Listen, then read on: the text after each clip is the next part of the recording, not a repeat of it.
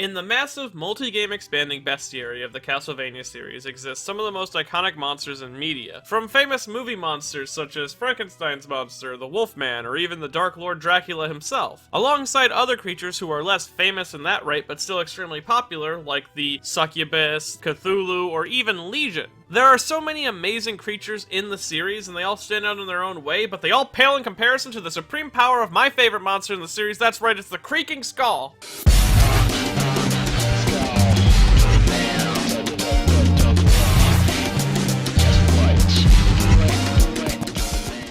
The Creaking Skull is a boss variant on the giant skeleton enemy type found in many different Castlevania games, with this version of it debuting in Aria of Sorrow as the first major boss fight of that game. It appears as a massive skeleton's upper body with what looks like a magical heart-like core on the inside of its ribcage. It swings around a massive oversized femur bone, likely from its own legs, that had long since collapsed according to its own bestiary bio. Along with this, it's somewhat magically capable, as the core of the Creaking Skull can generate magic fireballs at will. Now, while the Creaking Skull isn't really a major figure in Aria of Sorrow, I mean, he's barely even unique. You can encounter a generic enemy version of him later in the game in the basement of the dining hall. He's one of my favorite additions in Aria of Sorrow, let alone in the whole series. Be it in his overall goofy looks, shockingly powerful guardian soul, and lore attached to him and his Japanese name, I think he's overall a really cool addition to the series. In fact, let's discuss that a little bit further. So the name Creaking Skull is actually a localization of the original Japanese name, which referred to it as a gush, or starving skeleton, which is a mythical creature in Japanese lore. What a gush is a giant skreleton yokai which is comprised of the bones of those who have either died of starvation or of battle without being properly laid to rest. It stands about 15 times taller than the average person, and being a spirit comprised of hunger and rage, it roams aimlessly at night, eating up travelers and drinking their blood out of desperation to quench their hunger and bloodlust. One of the most famous examples of this yokai is found in a woodblock threefold painting called Mitsukuni Defying the Skeleton Spectre invoked by Princess Takayasha by Utagawa Kuniyoshi, which is considered a classic piece of Kuniyoshi's own work, blending together both history and mythological events. And with this woodblock, along with the history of the yokai, it all blends together very well with Creaking Skull's own appearance in Aria of Sorrow. Starting first with the creation of the yokai itself, as prior to the events of Aria, there was a massive war that took place within Dracula's castle called the War of 1999, which some soldiers from that war still remain unburied and undead within the castle wall, which is prime real estate for a Gashadokoro to form, and shows why the Creaking Skull is so massive compared to the other giant skeletons in previous games, as the War of 99 was on a whole other level compared to the standard victims of Castlevania. There are so many more bodies within those walls. On top of that, it also explains why there is more than one Creaking Skull within the game itself. Along with this, the connection to the woodblock painting comes from the story of Princess Takayasha herself, who was the daughter of Tori no Masakado of the Soma clan,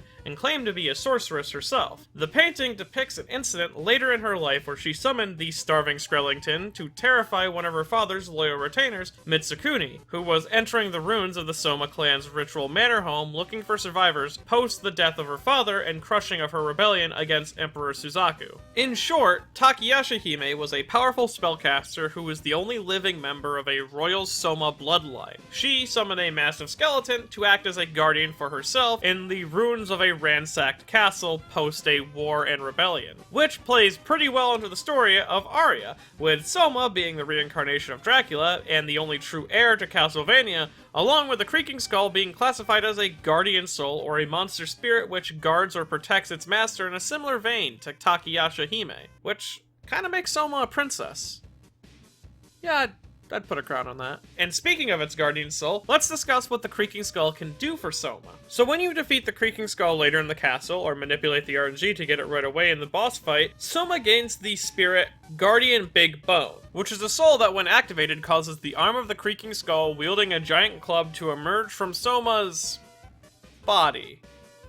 Yeah.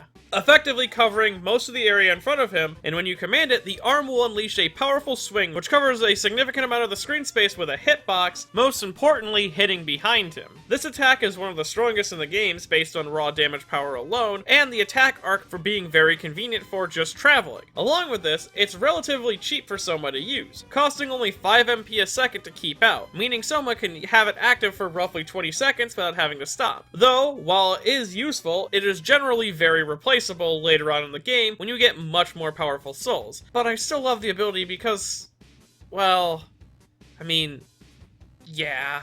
Though, luckily for me, Creaking Skull isn't just my personal favorite, but has become somewhat popular on his own, likely due to his overall goofy soul design and kinda pathetic boss fight, which has led to sort of an ironic popularity for the creature, with the invention of Creaking Skull posting becoming a trend online, specifically around discussions of either boss fights or Aria of Sorrow specifically, with people placing Creaking Skull in places he really shouldn't be, or making him the ultimate antagonist to Soma in a way, which is only made even more humorous given how connected Aria and Creaking Skull is, especially given how popular Aria of Sorrow is among Castlevania fans, as not only does he appear in Aria for the first time, but in the European exclusive cell phone re-release of Aria of Sorrow, there's only 2 boss fights that make it over from the main game, one of them being the Neutral Route's final boss, Graham, and of course, the real showstopper, the Creaking Skull. Honestly, Creaking Skull sort of embodies every dumb thing I love, from its massive body being too stupidly big that it collapsed in on itself, its only real form of attack being slamming you with a massive club made from its own destroyed leg. He's a big, dumb, strong skreleton, and given that I got back into Yu-Gi-Oh! Just to start running a Summon Skull beatdown deck,